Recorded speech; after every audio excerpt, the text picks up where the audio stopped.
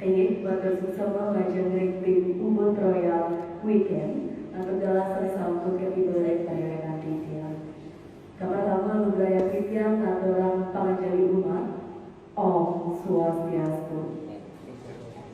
Titian Dewa Media pinaka pangenter baos utawi moderator acara rembuk sastra sari pelaksanaan oleh Ubud Royal Weekend tanggal 17 April 2021 selikur sari berkenah ring Museum Touring Kisah Ubud.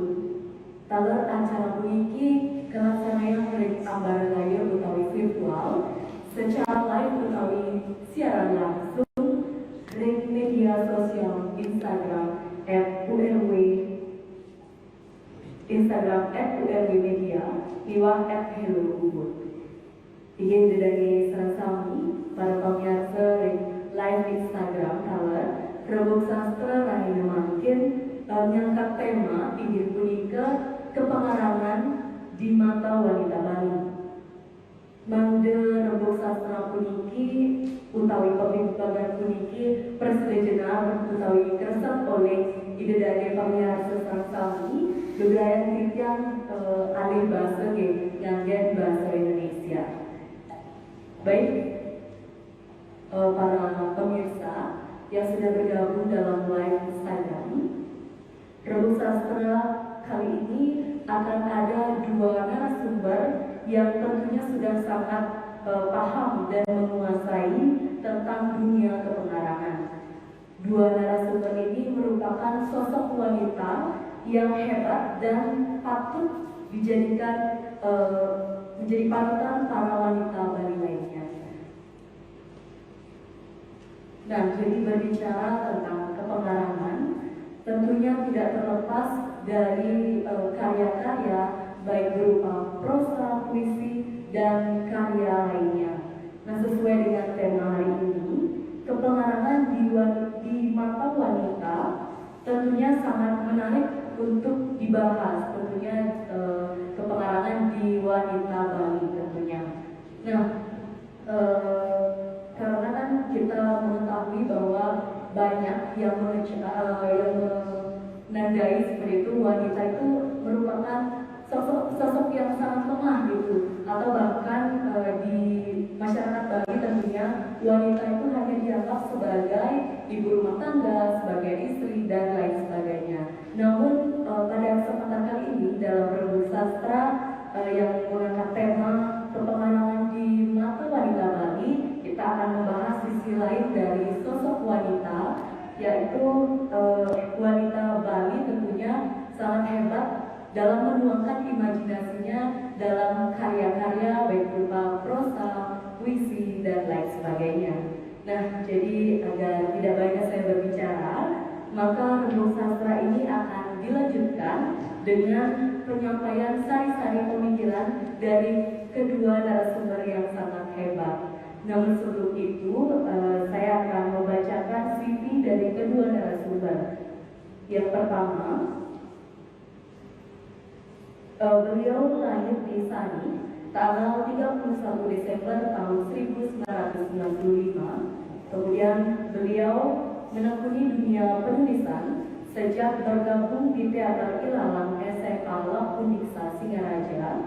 Kemudian banyak karya beliau berupa prosa dan puisi termuat di media, dan karyanya juga pernah menjadi pemenang sayembara sehingga terhimpun dalam buku antologi puisi dan prosa seperti antologi Hadiah untuk Langit yang diterbitkan oleh Mahima Institut Indonesia pada tahun 2012. Kemudian terdapat juga karya beliau dimuat dalam antologi puisi yang berjudul Ginanti Tanah Bali yang diterbitkan oleh Jurusan Pendidikan Bahasa dan Sastra Indonesia Uniksa pada tahun 2013.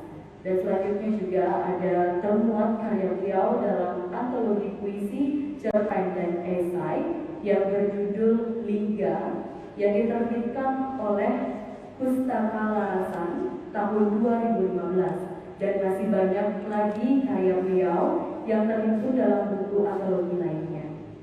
Nah,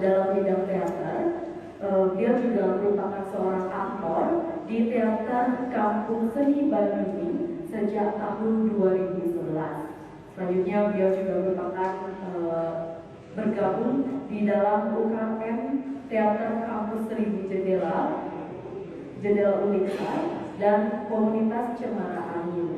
Pada tahun 2016, beliau aktif dalam komunitas Mahima dan aktif menulis cerpen dan esai di tatkala.com. Pekerjaan beliau saat ini menjadi guru bahasa dan sastra Indonesia di SMP Dharma WPK, kemudian menjadi pembina sanggar seni Kelekar, dan beliau juga sebagai aktor dan tim produksi bersama kelompok teater dan film di Bali. Kemudian kumpulan cerpen pertama beliau itu berjudul Manisan Gula Merah Setengah Bibit yang diterbitkan oleh Mahima Institut Indonesia pada tahun 2020. Nah, jadi langsung saja kita panggil Mbok Kadek Desi Nurani, silakan.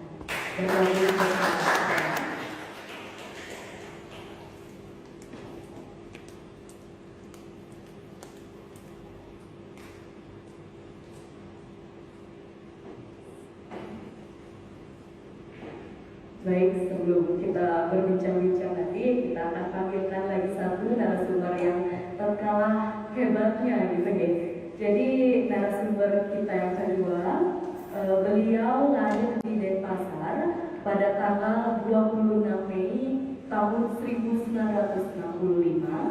Kemudian beliau tinggal di Jalan Surabi 10 Denpasar.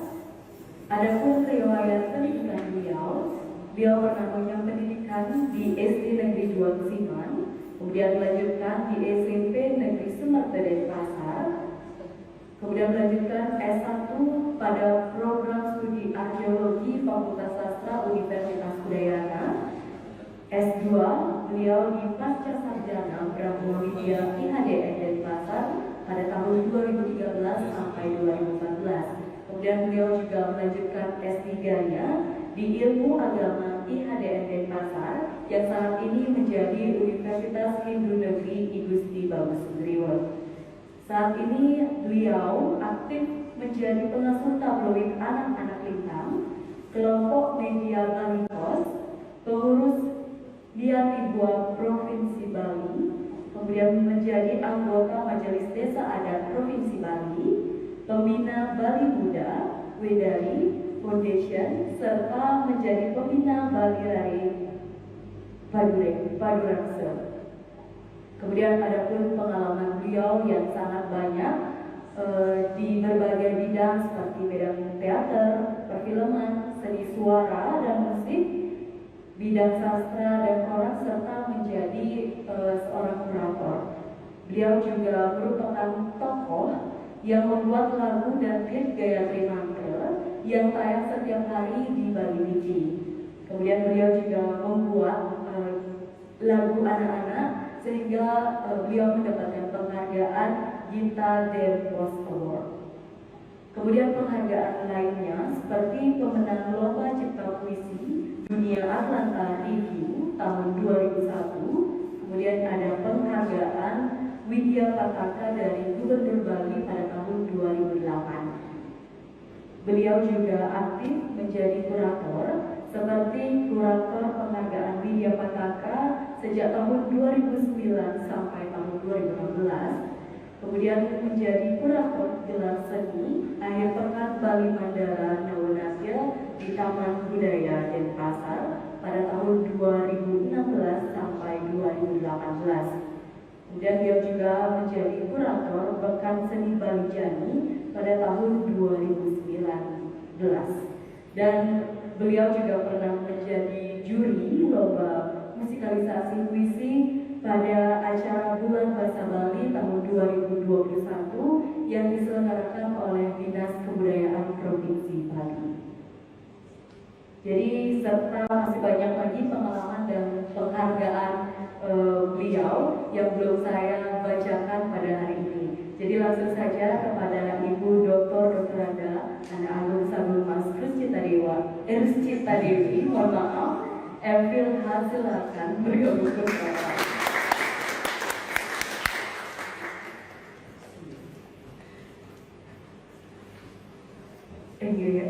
maaf Ibu, tadi saya gugup karena membacakan CV dari narasumber-narasumber yang sangat hebat ini ya pemirsa. Jadi sebelum memulai Rembuk Sastra dalam menyampaikan sari-sari pemikiran, jadi kita basa-basi sedikit boleh ya Mbok? Atau Ibu juga Mbok, Ibu atau dipanggil? Iya silakan. Social distancing pada protokol kesehatan. Jadi apa kabar ini Mbok dan Ibu, atau dipanggil Mbok aja biar lebih mudah dipanggil Mbok. Okay. Jadi bagaimana Mbok Desi, apa kabar? Semua terima kasih. Jadi kabar baik yang luar biasa sekali. Kesempatan baik ini saya bisa diundang dan dipercaya untuk ikut berbagi bersama kawan-kawan. Mungkin ada nanti terkait tema yang sudah diangkat, ada sedikit banyaknya bisa membuat kita sama-sama bertukar pikiran. Terima kasih. Iya, jadi dengan tema yang sangat menarik ini, jadi kita nanti bisa saling diskusi gitu ya Mbak ya. Nah ini Mbak tadi saya bingung jadi ya terus cita dewa gitu. Jadi saking gugupnya nih Kak Ibu. Tapi yang menyenangkan biasanya kan walaupun kita di depan perempuan semua, karena seharusnya perempuan tidak bicara perempuan. Tapi yang menyenangkan banyak loh yang di sana yang laki-laki semua biasanya karena urusan perempuan biasanya disuruh urus perempuan sendiri. Tapi sekarang syukur semua satu nyari. Jadi kita tidak bisa menyuarakan pemikiran kita sebagai wanita seperti ini kali ya. Jadi kira-kira setelah Hari Raya Galungan ini gimana nih kegiatannya, apakah banyak gininya, banyak kegiatan gitu? Bagaimana ya Bu, menyenangkan menjadi perempuan beli Mas? Menyenangkan sekali. Saya yang tidak menyenangkan itu ketika pembantu pulang. Jadi enggak, maksudnya apapun itu kan pada setiap masyarakat kan sering sekali ada yang mengeluhkan yang seperti ini, ada yang seperti itu, ada yang memang mau bagian enaknya saja gitu. Kan jadinya jadi turis gitu ya. Turis ya boleh begitu, kita harus bayar. Kan misalnya semua hal kita berada di tempat memijak tanah, pasti kita juga harus menjunjung langit gitu. Jadi di Bali ya kita harus dengan penuh kesadaran kita melaksanakan kewajiban kita kan benar yang cowok-cowok. Jadi itulah hebatnya wanita Bali, selain berkecimpung di ada kewajiban sebagai seorang istri dan juga bisa berkarir begitu sehingga sukses gitu. Nah jadi pada kesempatan ini akan menyampaikan sari-sari pemikiran dari kedua narasumber, Bu Desi dan Bu Mas. Jadi untuk yang pertama mungkin saya persilakan Bu Mas nih. Untuk waktunya Nika 30 menit setiap narasumber, dan setelah kedua narasumber menyampaikan sari-sari pemikirannya nanti kita akan melaksanakan sesi diskusi. Jadi untuk Bu Mas silakan. Terima kasih ya. Bisa yang jalan-jalan sedikit lagi biar bisa ya. Om Swastiastu, pemirsa di rumah juga, siapapun yang berada dan yang sedikit yang menyampaikan makalah ya, pemikiran saya tentang perempuan dan sastra. Awalnya memang saya ditawarkan untuk kepengarangan di mata perempuan. Kok kayaknya sudah mata lagi pengarang. Jadi saya tidak bisa membedakan antara kepengarangan yang laki sama perempuan, dan tidak bisa juga membedakan antara mata laki dan perempuan. Jadi baiklah, saya yang bicara mudah-mudahan maksudnya sampai ya, perempuan dan sastra. Ini silakan lanjut. Perempuan, ketika kita bicara tentang perempuan dan sastra, kita bicara juga tentang perempuan dan keperempuanan.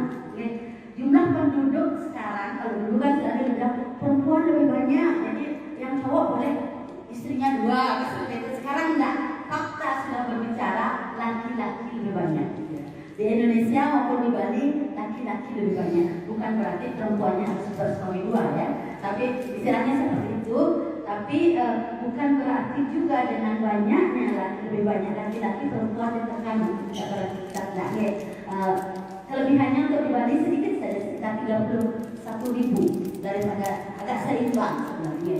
Jadi tapi di sini nanti ketika kita bicara tentang perempuan, tidak berhenti pada perempuan sebagai jenis kelamin perempuan, tetapi saya ingin mengajak tentang keperempuanan. Jadi di sini baik laki-laki maupun perempuan sebenarnya punya keperempuanan, punya sisi-sisi feminin, punya juga sisi kelelakian, yaitu sisi maskulin. Di Bali tentang hal ini kan yang kelelakian itu disebut purusa, kepurusan gitu. Yang cewek keperadanan atau kalau di Samkhya, di filsafat ini karena bidang saya filsafat itu prakerti, ya prakerti bahwa itu adalah prakerti ke asas material, bukan material yang sudah jadi, ini material yang sangat halus, dan purusa itu adalah energi, ya non material yang tidak bisa dilihat dengan mata teman, ya tidak energi, oke. Jadi ketika ini ya, purus tidak laki itu, makanya sebenarnya udah agak kebalik sebenarnya, ya karena kalau misalnya seorang ibu melahirkan punya anak kan sudah tahu itu anaknya ibu ini, lakinya masa bener. Kalau kita mau ini ya, yang cewek-cewek mau dahil dia enggak, siapa bilang? Jadi siapa yang bisa membuktikan kan? Seperti itu ya. Sebenarnya kan spiritnya itu kan, yang spirit ini adalah yang purusa itu yang laki. Sebenarnya harusnya kita memang mengandung matrilineal ya, karena yang jelas sekali punya anak itu adalah perempuan gitu. Tapi apapun itu kita kan berada dalam dunia yang lebih besar, tapi ini semacam mungkin itu sebabnya di Bali ada pura ibu ya, tidak ada pura bapak gitu. Jadi yang lanjutin bahwa ini perbedaan, tapi kita tidak akan membaginya secara saklek itu, karena dalam begitu ada seorang manusia atau makhluk sudah terbentuk, itu artinya sudah ada laki dan perempuan, ada keperempuanan dan kelaki-lakiannya. Jadi kalau dalam saya dalam Waspati Taku ya disebutkan kan ada esensi laki-laki gitu ya, esensi keperempuan. Kalau esensi laki-laki itu namanya akan membentuk tulang. Ya, tulang kemudian menjadikan tubuh yang kuat, kemudian esensi perempuan akan membentuk darah, kulit, jadi halus ya. Jadi dasarnya seperti itu. Tetapi nanti kan dengan latihan, makanan, tidak menutup kemungkinan ya seorang perempuan yang kulitnya halus tiba-tiba menjadi kekar. Itu kan ada banyak hal yang bisa. Kita semua mungkin yang asal kita perlu latihan. Mungkin silakan dilanjut. Setelah kita jadi alam manusia ya, itu kalau diciptakan atau laki dan perempuan kan akibat pertemuan purusa pradana, prakerti, material, purusa dan pradana. Jadi ketika ketemu itu akan secara langsung akan memunculkan 3 guna, 3 unsur atau 3 komponen, yaitu satuan rajas tamas. Ini juga pelajaran biasa. Cuman untuk lebih ke dalamnya itu kita sangat jarang untuk memahami ya. Inilah yang disimpulkan, yang bisa kita simpulkan dari kita tidak bisa lihat gunanya. Gunanya kita tidak bisa lihat, tetapi kemudian kita bisa simpulkan pada itu lamban. Ya. Oh itu geraknya lamban, diam, itulah yang disebut guna tamas. Kemudian oh dia kok berapi-api semangat, oh itu teriak-teriak, oh itu guna rajas. Kemudian oh dia tenang, oh itu adalah satuan. Jadi istilahnya kita mengenali dari akibat ya, dari sebab yang kita tidak bisa lihat. Sebabnya kita tidak lihat, tapi kemudian oh itu seperti itu. Jadi kesamaan itu menimbulkan, jadi ada yang senang, kemudian ada yang sedih saja, ada yang marah-marah. Ini pelajaran teater beres. Jadi betul ada yang marah-marah. Jadi itu caranya, jadi satuan membuat senang, ringan, terang, bercahaya. Rajas itu bisa membuat bergerak, ya lari cepat, kemudian pintar, cerdas, yang berkorban, angin berembus dan tamas. Unsur yang menjebak satu kan pasif. Makanya sering dibilang perempuan itu pasif, padahal nembak bisa juga ya. Kayak gitu. Oke, kita lanjut ya. Ini jadi dalam Yoga Patanjali dari di Samkhya ada dibagi ketika bertemu ya, Purusa Pradana ketemu sudah ada proses terciptanya sesuatu akan terbentuk karana sarila itu badan penyebab yang spirit tadi ya, spirit yang masuk ke dalam material akan ada spiritnya sendiri masih ada, kemudian ada tubuhnya sendiri masih ada, atau yang kita sebut stula badan dasar ya, stula sarira, dan ada juga yang tengah-tengah yang suksma sarira atau sering disebut lidah sarira yang kita tandai dengan nafas ya, maksudnya bahwa sesuatu yang dinamakan hidup bernafas. Pokoknya ada titik tengah antara yang tidak ada, yang nyata, ada titik tengahnya. Yes. Jadi seperti itu. Jadi nanti seperti itulah terjadinya manusia. Nanti di manakah letaknya? Lanjut ya. Di manakah letaknya keperempuanan dan kelelakian? Jadi dia ada di sana, di wilayah yang paling awal tribunal ini. Ya, lanjut. Ya, jadi dalam kaitannya dengan penciptaan pada awal itu, jadi ketika terjadi ini yang pertemuan antara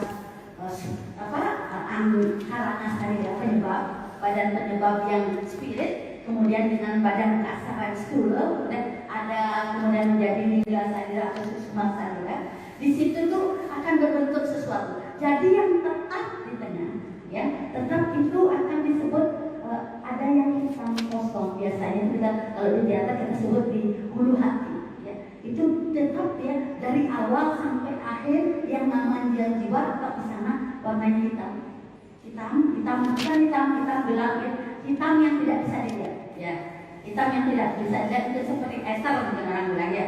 Kemudian kalau kemudian dia ke material, lebih condong ke material, itu yang menikmati itu bagian-bagian bawah indera kita, yaitu sentuhan, bibir, penciuman. Ini yang material, misalnya makanan, bukan material ya. Makanan itu yang kita bisa sentuh, kita bisa ini. Nah, kalau ini dimaksimalkan, jadi makanan jenis-jenis material itu tantangannya adalah prosesnya itu kan namanya dokter. Ya, namanya satya. Ya, kalau yang material itu namanya satya itu terus menerus. Jadi mengolah sesuatu yang material itu dia akan melakukan terus menerus. Contohnya ini kalau kita melakukan olahraga 1 minggu, ya, kalau sudah 1 minggu pasti akan terasa bedanya. Bukan sekarang olahraga hari, nah ini harus. Jadi kalau dilakukan secara terus menerus satya, ini deh. Jadi rumusnya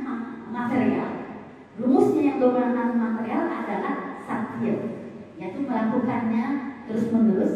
Jadi dia akan mencapai puncak, dia akan mencapai ke maksimalisasi ya, maksimalnya dari satya, material yang terus menerus diperas, diolah, dia akan mencapai bau yang harum.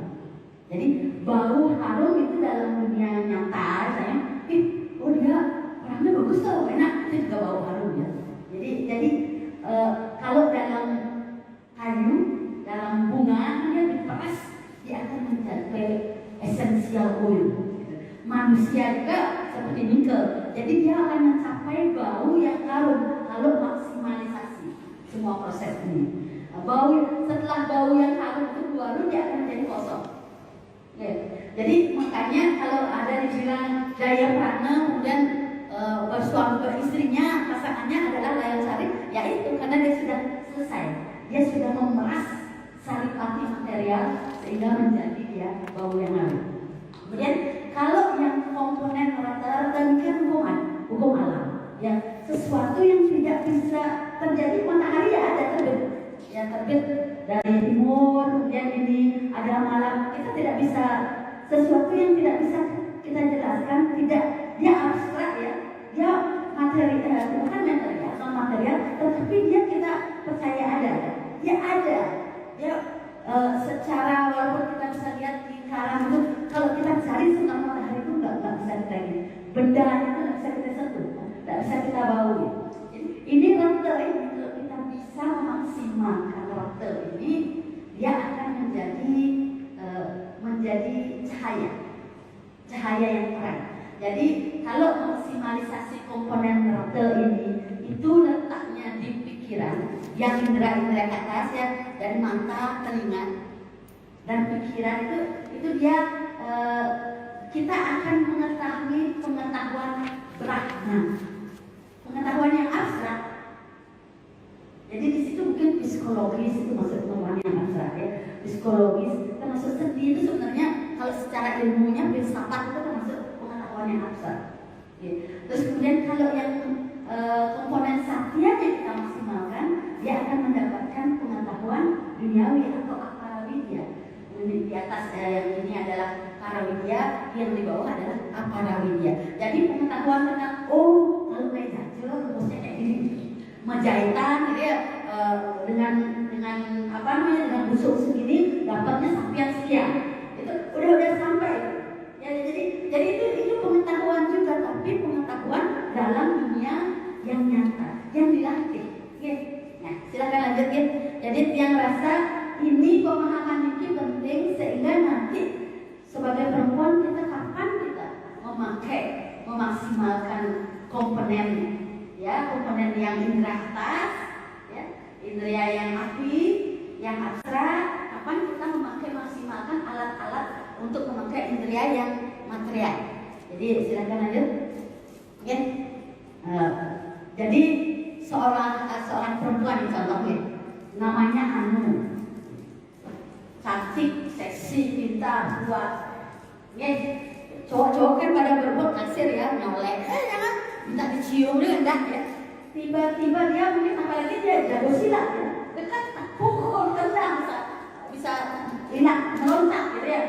Tapi suatu ketika misalnya dia pingsan. Ketika pingsan, orang yang mau jahil itu ya bisa, karena dia sudah seperti benda mati, kan? Jadi dia pingsan, orang mau nyium, meluk, atau mencuri dompetnya ya silahkan. Jadi dia sudah seperti benda mati. Yang seperti yang bilang tadi adalah ada badan kasarnya. Tapi beda dengan kayu ini. Kalau badan kasar itu kan badannya kasar tapi ada jiwanya. Yang ini dia jiwanya sudah dah ada. Tiba-tiba misalnya ibunya memanggil semua doa, atau tiba-tiba ada yang memberi bantuan nafas. Ininya ya, atau tiba-tiba dia kan tarik nafas, kan ada nafas ya. Ini kan tandanya kita hidup itu nafas ya. Itu bernafas, pasti yang terasa pertama kan tarikannya terasa pada kan. Kemudian kita mendengar ada suara enggak? Si Anu tuh, ada suara, kok ramai ya? Habis itu kok dingin ya? Ternyata dia di aspal ya, di aspal ada air, genangan air. Jadi kan pelan-pelan semua indera ini adalah hidup. Itulah dia, maksudnya itulah prosesnya kita menjadi bernama manusia, bernama seseorang atau si Anu. Nah ini si Anu ini kan ada purusa dan prakertinya, purusa dan pradananya. Jadi yang guna tamas ini yang tak bilang tadi, yang kemudian menjadi ininya adalah maksimalisasinya adalah satya, untuk memaksimalisasi guna tamas. Tubuh fisik kita yang diam, yang suka mengeluh, aduh capek, kan fisik itu begitu begini, aduh capek, kuang suke, kuang gandeng, kuang dikit, ya, istilahnya aduh kuang aja rasanya, karena ada pikiran kita sudah meloncat jauh ya. Jadi tubuh fisik tidak bisa